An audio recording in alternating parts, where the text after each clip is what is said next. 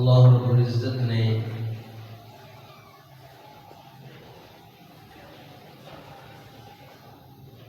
حضرت انسان کو بڑا مرتبہ اور مقام عطا فرمایا،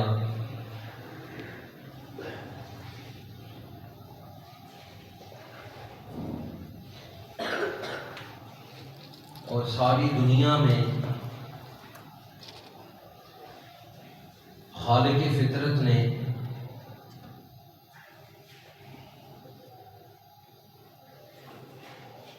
حضرت انسان کو دو کمالات سے نوازا۔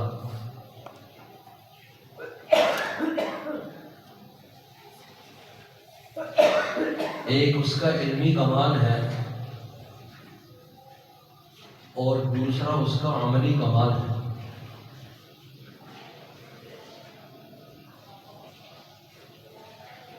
اور ان دو کمالات کو ملا کر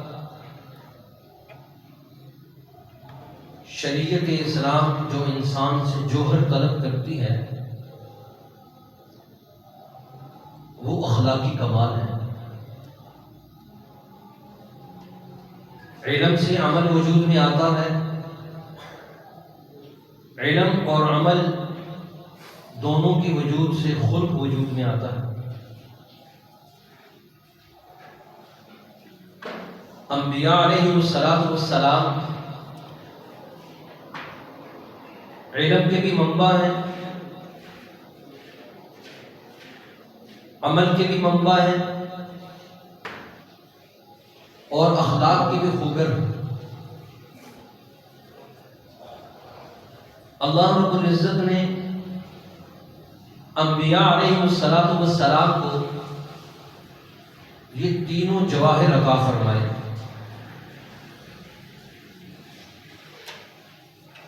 علم سیدنا آدم علیہ السلام کے بارے میں آتا ہے، اللہ نے ان کے اوپر 1000 سنتیں اتاری، علوم کی 1000 سنتیں سب سے پہلے نبی پر اللہ رب العزت نے نازل کی۔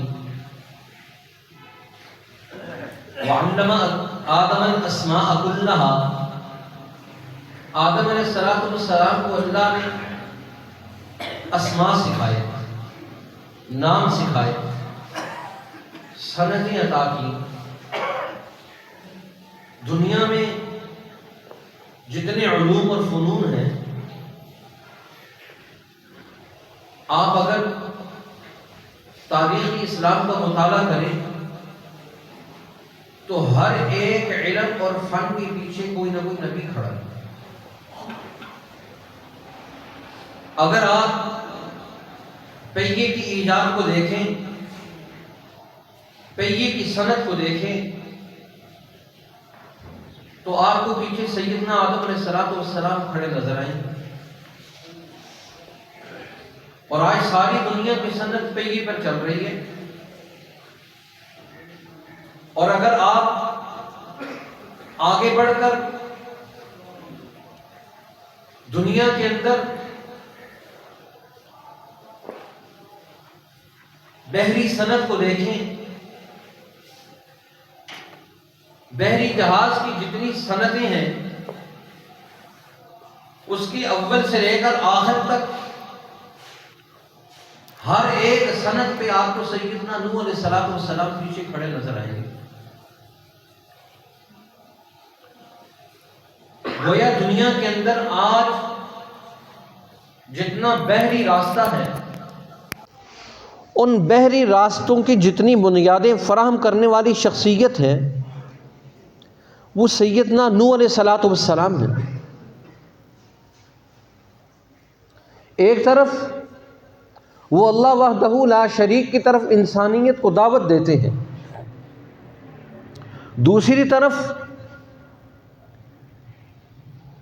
انسانیت کے اندر جتنی زوال کی صورتیں ہیں ان کو ختم کرنے کے لیے ایک کردار ادا کرتے ہیں۔ حدیث میں آتا ہے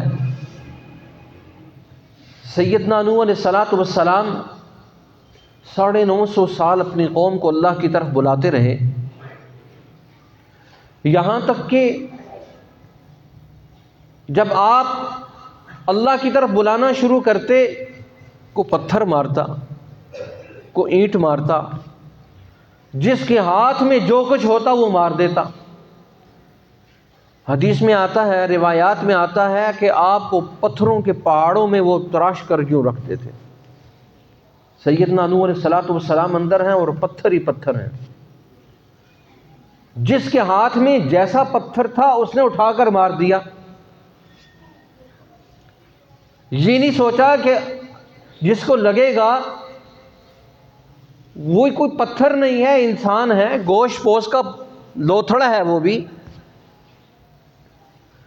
اللہ نے اس کو بھی اعضائے جوارح دیے ہیں جیسے مجھے اور آپ کو دیے، لو لوہان، جسم سارا متورم سوجا ہوا۔ شام کو سیدنا جبریل علیہ السلام آتے، اپنے پروں سے پتھروں کو ہٹاتے اور اپنے پر سیدنا نوح علیہ السلام کے جسد اطہر کے ساتھ یوں ملتے، سارے زخم مطمئن ہو جاتے، صبح پھر سے وہی کام شروع کر دیتے۔ اب آپ دیکھیں، اور آپ کا اعلان کیا ہے؟ ما اسألکم علیہ من اجر ان اجری الا علی اللہ۔ اے دنیا انسانیت کے لوگوں، میں تمہیں اللہ کی طرف بلاتا ہوں، بلانے پر میں تم سے کوئی مزدوری تو طلب نہیں کرتا، کوئی اجرت تو طلب نہیں کرتا۔ ان اجری الا علی اللہ، میں تو اس کی مزدوری اللہ سے مانگوں گا، اس کا بدلہ تو اللہ سے مانگوں گا، میں تم سے کوئی چیز طلب نہیں کرتا۔ دنیا میں کوئی بھی آدمی کوئی کام کرتا ہے تو ذاتی غرض اور منفعت کے لیے کام کرتا ہے۔ نبی ایسی ہستیاں ہیں بے غرض ہو کے کام کرتے، کوئی طلب نہیں، کسی سے کوئی اجرت نہیں۔ مورخین لکھتے ہیں، نبی اکرم صلی اللہ علیہ وسلم مکہ کے 13 سال بڑی صعوبت کے گزارے۔ جب ظلم اور بربریت کی انتہا ہو گئی، مکہ کو چھوڑ رہے ہیں۔ جو لوگ حج اور عمرے پہ جاتے ہیں ان سے پوچھیں مکہ کو چھوڑنا کتنا مشکل۔ اور پھر نبی الانبیاء، پھر مکہ کو چھوڑنا، اللہ کے شہر کو چھوڑنا، اللہ کے گھر کو چھوڑنا، اس کے اوپر قلب کی کیا کیفیت ہوگی۔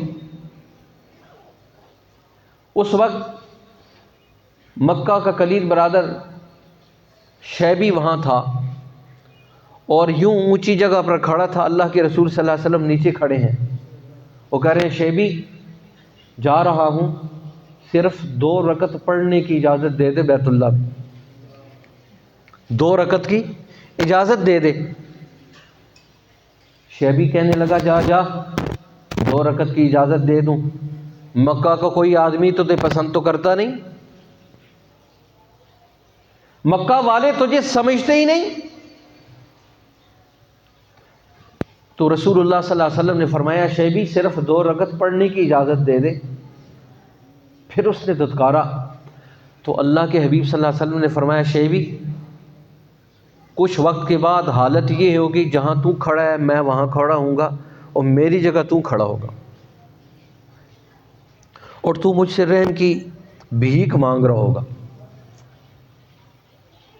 کیا حالات ہیں، کن حالات میں اللہ کے رسول صلی اللہ علیہ وسلم نے یہ جملہ فرمایا، جب مکہ کا کوئی گھر آپ کو پناہ دینے کے لیے تیار نہیں ہے، کوئی قبیلہ آپ کو امن و امان دینے کے لیے تیار نہیں ہے، مکہ کا چپا چپا آپ کا دشمن بن چکا، آپ کو اپنے گھر اور اپنے کمروں میں رکھنے کے لیے تیار نہیں ہے، اور اللہ کے حبیب صلی اللہ علیہ وسلم کا ذہن کیا ہے کہ یہ دین دنیا میں غالب ہوگا،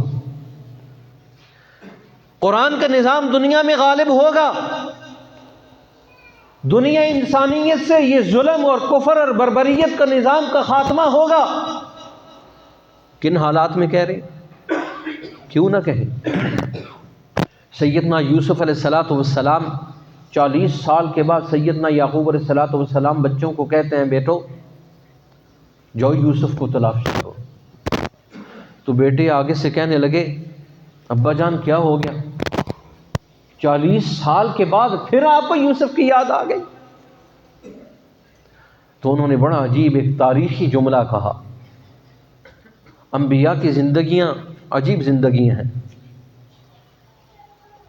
کہنے لگے لا تقنطوا من رحمت اللہ انہ لا ییأس من روح اللہ الا القوم الکافرون۔ اے میرے بچوں، اللہ کی رحمت سے مایوس نہ ہونا۔ اللہ کی رحمت سے مایوس تو صرف کافر ہوتا ہے، مسلمان مایوس نہیں ہوتا، کیسے حالات ہوں، کتنا ہی گٹاٹپ اندھیرا ہو جائے، ظلمت کا اندھیرا وہ ایک دن چھٹ جاتا ہے۔ گٹاٹپ اندھیرا ہوگا، ہاتھ کو ہاتھ نظر نہیں آئے گا، لیکن یہ کچھ لمحوں کی بات ہے۔ اللہ کے حبیب صلی اللہ علیہ وسلم اس شیبی کو کہہ رہے ہیں شیبی کچھ وقت کی بات ہے، یہ اندھیرا چھٹ جائے گا، ابو جہل کا نظام زمین بوس ہو جائے گا، عتبہ اور شیبہ کا یہ فرسودہ نظام زمین بوس ہو جائے گا، محمد الرسول اللہ کا یہ کلمہ ہر کچے پکے گھر میں داخل ہوگا، ساری دنیا میں عدل و انصاف کا نظام قائم ہوگا، ظلم کا نظام ختم ہوگا، عدل و انصاف کا بول بالا ہوگا، محمد الرسول اللہ کا یہ قانون ساری دنیا میں نافذ ہوگا۔ کچھ لمحوں کی بات ہے، اور کن حالات میں کہہ رہے ہیں۔ آج ہم اور آپ جن کے نام لے وہاں مایوس ہو جاتے ہیں، اور کچھ ہی لمحوں کے بعد مایوس ہو جاتے ہیں۔ اللہ کے حبیب صلی اللہ علیہ وسلم شیبی کو جب خطاب کر رہے ہیں تو اس وقت حالت کیا ہے؟ مکہ میں کوئی آدمی ایک چپا جگہ دینے کے لیے تیار نہیں۔ محمد رسول اللہ کہہ رہے ہیں کیسر و کسریٰ فتح ہو جائیں گے۔ محمد رسول اللہ کہہ رہے ہیں شیبی یہ جگہ ایسی ہے، تو یہاں کھڑا ہوگا اور میں تیری مقام پر کھڑا ہوں گا، اور یہ چابیاں آج تو مجھے دکھا رہا ہے کل میرے ہاتھ میں ہوں گی۔ اور دنیا والوں نے دیکھا 8 ہجری مکہ فتح ہوا، رسول اللہ صلی اللہ علیہ وسلم اونٹنی پہ بیٹھے ہوئے ہیں، اور کس حال میں ہیں؟ دنیا کے ظالم اور جابر بادشاہ اس حال میں آتے ہیں کہ اکڑ کر تکبر کی انتہا۔ صحابی کہتے ہیں، راوی کہتے ہیں اللہ کے حبیب صلی اللہ علیہ وسلم جب اونٹنی پہ بیٹھے تو اونٹنی کے ساتھ آپ کی گردن کے ساتھ گردن لگ گئی، اتنے جھکے عجز و انکساری کے پہاڑ جا رہے۔ اور پھر بتایا ملوکیت کیا ہے، نبوت کی شان کیا ہے۔ ظالم اور جابر بادشاہ جب کسی ملک میں داخل ہوتے ہیں، اذا دخلوا قریۃ افسدوها وجعلوا اعزۃ اہلها اذلہ، جب ظالم داخل ہوتے ہیں وہاں کے جو عزت والے ہیں ان کو ذلتوں میں تبدیل کر دیتے ہیں، جو اہل علم ہیں وہ اہل جہل بن جاتے ہیں۔ جیسے انگریز نے ہندوستان میں کیا، یہاں آیا آ کر سارے ہندوستان پہ قابض ہوا، ایسٹ انڈیا کمپنی کی صورت میں آگے بڑھتے چلے گئے، اور جتنے اہل فضل تھے وہ سارے جاہل بن گئے۔ رات کو سوئے فارسی زبان تھی، صبح اٹھے تو انگلش لازم تھی، جو عالم تھے سارے جاہل بن گئے۔ جب نظام تبدیل ہوتا ہے تو پھر یوں تبدیلی آتی ہے۔ رات کو سوئے عالم تھے، صبح اٹھے جاہل تھے۔ جب غلامی کا دور شروع ہوتا ہے، اذا دخلوا قریۃ، جب کوئی ظالم کسی بستی میں داخل ہوتا ہے، وجعلوا اعزۃ اہلها اذلہ، وہاں کے عزت والوں کو ذلت کی زندگی گزارنی پڑتی ہے۔ وکذالک یفعلون، اور اسی طرح ہوتا ہے۔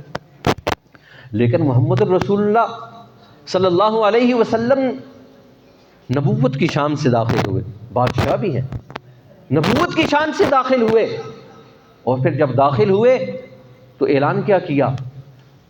من دخل دار ابی سفیان فہو آمن، جو بیت اللہ میں داخل ہو گیا اس کو امن مل گئی، جو ابو سفیان کے گھر میں داخل ہو گیا اس کو امن مل گئی، جو اپنے گھر کے اندر داخل ہو گیا دروازہ بند کر لیا اس کو امن مل گئی، جس نے تلوار پھینک دی اس کو امن مل گئی۔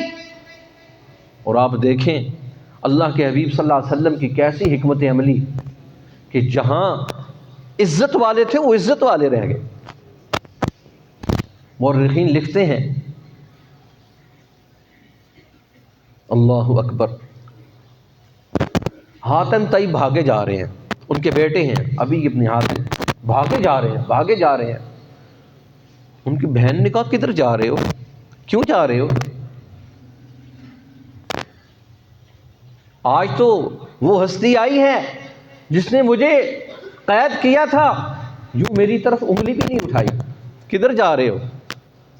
وہ رحمت کا امین آ گیا، وہ رحمت للعالمین کا نظام دنیا میں غالب ہو رہا ہے۔ آج کسی کی عزت پر حملہ نہیں ہوگا، آج کسی کی بہن تار و تاج نہیں ہوگی، آج عصمت دریاں نہیں ہوں گی، آج ہر انسان کی جان مال عزت اور آبرو کی حفاظت ہوگی۔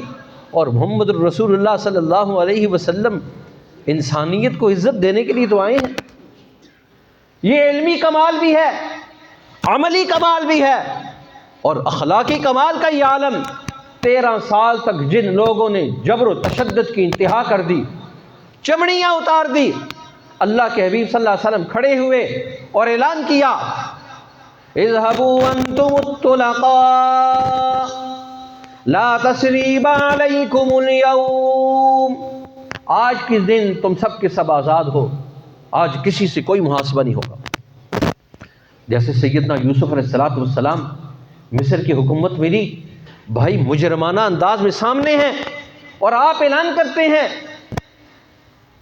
لا تثریب علیکم اليوم، آج کوئی بدلہ نہیں ہوگا۔ کیوں؟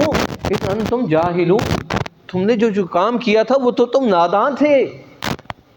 جملہ دیکھیں، نبوت کے لفظ، نبوت کی زبان سے نکلنے والا وہ جملہ اس انتم جاہلون، وہ میرے بھائیوں جب تم نے کام کیا تھا تم تو ناسمجھ تھے۔ کون کہہ رہا ہے؟ سب سے چھوٹا بھائی جس کو اٹھا کر کنویں میں پھینک دیا، جس نے ماریں کھائیں، جس نے جیل کی صعوبتوں کو برداشت کیا، کنعان مصر میں پڑا رہا، اللہ اکبر، اور پھر مصر کی وہ جیل، اس دور کے فرائض، ظلم کی انتہا، پوچھنے والا کوئی نہیں۔ آج تو جمہوریت کا دور ہے، آج کوئی کسی آدمی کی طرف انگلی اٹھائے تو عدل و انصاف کا نظام یوں حرکت میں آ جاتا ہے۔ کس کے لیے؟ ظالموں کے لیے، مظلوموں کے لیے نہیں آتا۔ آپ خوش ہو رہے ہیں، مظلوموں کے لیے آتا ہے، پریشان حال لوگوں کے لیے نہیں آتا۔ پیسے والوں کے لیے ایکٹیو ہو جاتا ہے قانون، ظالموں کے لیے ایکٹیو ہو جاتا ہے، فرائض اور قیاصرہ کے لیے ایکٹیو ہو جاتا ہے، کسی مظلوم کے لیے کہاں ایکٹیو ہوتا ہے؟ وہ وہاں سست ہو جاتا ہے، بالکل سو جاتا ہے نظام کی دونوں آنکھیں یوں بند ہو جاتی ہیں۔ ہاں اگر کسی ایسے ویسے آدمی کے لیے تو نظام کی آنکھیں یوں کھل جاتی ہیں، سمجھ نہیں آتی۔ نبوت کا یہ نظام ہے، ہر آدمی کے لیے کھلتا ہے۔ کمزور اوپر آ رہے ہیں، ضعیف اوپر آ رہے ہیں، پریشان حال لوگ اوپر آ رہے ہیں۔ مکہ فتح ہوا، رسول اللہ صلی اللہ علیہ وسلم امن دے رہے ہیں، اور پھر اسی جگہ پر کھڑے ہیں جہاں شیبی کھڑا تھا، چابیاں آپ کے ہاتھ میں، اور فرمایا شیبی کو بلاؤ۔ شیبی آیا، یوں کانپ رہا ہے، 8 سال پہلے میں نے کیا کیا تھا۔ آج ہم کہتے ہیں یہ ظلم کا نظام کیسے ختم ہوگا؟ مسلمان کام کرنے کے لیے تیار ہی نہیں۔ اللہ کے رسول صلی اللہ علیہ وسلم مکہ سے جس حال میں نکلے تھے پتہ تھا، اس شیبی ہنس رہا تھا، دیکھو یہ کہتا مکہ میں فتح کر لوں گا، کیسر و کسرا کا نظام سارا میں فتح کر لوں گا، میرا جھنڈا ساری دنیا پر گاڑا جائے گا، یہاں تک کہ ایک جھونپڑی ہے وہاں پر بھی میرے عدل کے اثرات قائم ہوں گے۔ اور آپ کے صحابہ نے یہ کر کے دکھایا۔ شیبی آیا، کانپ رہا ہے، اللہ کے رسول صلی اللہ علیہ وسلم نے فرمایا شیبی آج تیرا کیا ہوگا؟ تو اس کی زبان سے صرف 2 جملے نکلے، نبی کریم اخو کریم، یہ نبی یہ کریم ہے، یہ بھائی کریم ہے۔ اور رسول اللہ صلی اللہ علیہ وسلم نے فرمایا شیبی جا، دیکھیں ایک طرف ملوکیت ہے، بادشاہت ہے، ایک طرف نبوت ہے. اس کا کیا انداز تھا، اللہ کے رسول صلی اللہ علیہ وسلم کا کیا انداز ہے. اس کی زبان سے 2 جملے نکلے، سامنے بیٹھا ہو تو ویسے ہی کہتا تو بڑا کریم ہے، تو بڑا رحیم ہے. ظاہر سی بات ہے اس کو پتا اس کے ہاتھ میں تلوار ہے. اللہ کے رسول صلی اللہ علیہ وسلم نے فرمایا ہاں میں کریم بھی ہوں، میں رحیم بھی ہوں، میں شریف بھی ہوں. اور آپ نے فرمایا شیبی جا، یہ چابیاں میں تجھے دیتا ہوں، قیامت کی صبح تک بیت اللہ کی چابیاں تیرے خاندان میں رہیں گی. اور آج بھی شیبی خاندان کے پاس رسول اللہ صلی اللہ علیہ وسلم اور یہ اللہ کی نبیوں کی زبان ہلتی، اللہ بھی لاج رکھتا ہے. اللہ نے چابی شیبی خاندان سے باہر نہیں دی بیت اللہ کی، آج بھی بیت اللہ کی چابیاں شیبی خاندان کے پاس رسول اللہ نے دی. فرمایا جا شیبی، قیامت کی صبح تک یہ چابیاں میں تیرے حوالے کرتا ہوں. اور چابیاں اس کے پاس، چابیاں اس کے پاس ہیں. جب نبی داخل ہوتے ہیں تو انسانیت کو عزت ملتی ہے، انسانیت آگے بڑھتی ہے، انسانیت کے لیے آگے کردار ادا کیا جاتا ہے. اور وہاں کے مجبور، وہاں کے محقور، وہاں کے پریشان حال لوگ، ان کی پریشانیوں کا تداوع ہوتا ہے، ان کے مسائل حل ہوتے ہیں. اس لیے کہتے ہیں نبی اکرم صلی اللہ علیہ وسلم اور خلفائے راشدین میں دنیا میں کیا کیا، ان کے نظاموں نے دنیا میں کیا کیا. آخری بات کرتا ہوں پھر ختم کرتا ہوں. مورخین کہتے ہیں ان کے نظاموں نے دنیا میں یہ کیا. حضرت عثمان رضی اللہ تعالیٰ عنہ کا دور خلافت ہے. ایک آدمی اپنے مال کا حساب کرتا ہے اور حساب کر کے زکوٰۃ دینے کے لیے نکلتا ہے. وہاں کا جو بنیادی سسٹم ہے، زکوٰۃ کا نظام ہے، وہ کمرہ بھرا ہوا ہے، وہاں ضرورت نہیں ہے. اعلان ہوا ہمارے پاس تو اتنا مال ہے، ہمیں ضرورت نہیں، خود تلاش کرو، سرچ کرو، کون حقدار ہے اس کو پوچھاؤ. کون کہہ رہا ہے؟ نظام کہہ رہا ہے حقدار تک پہنچاؤ. وہ کہتا میں نکلا، میں نے ہر گھر کا دروازہ کھٹکھٹایا، جس دروازے پہ جاتا وہ کہتا میں صاحب نصاب ہوں، میں بھرا ہوا ہوں، 80-85 تولے سونا ہر گھر کے اندر موجود ہے. نبوت اور خلافت، خلفائے راشدین کا نظام کہ ہر آدمی کو صاحب نصاب بنا دیا. اور رسول اللہ صلی اللہ علیہ وسلم کی وہ حدیث کے مصداق بنے، الید العلیٰ خیر من الید السفلیٰ. پوری سماجی زندگی میں، مسلمانوں کی زندگی میں ہر ہاتھ ہی ایسے تھا، ایسے کوئی ہاتھ نہیں تھا. کیسا عدل کا نظام تھا، کیسا انصاف کا نظام تھا، کیسا حقوق کا نظام تھا، کیسے ہر آدمی کی دہلیز پر ان کی ضروریات کی تکمیل ہوتی تھی. یہ اسلام کی عدل و انصاف کی برکتیں ہیں. اللہ رب العزت ہمیں پھر سے اسلام کا وہ بہار کا دور نصیب فرمائے، وہ ہم اس کو اپنی آنکھوں سے دیکھیں. اس کے لیے اللہ تعالی ہمیں کردار ادا کرنے کی توفیق نصیب فرمائے. وآخر دعوانا الحمدللہ رب العالمین.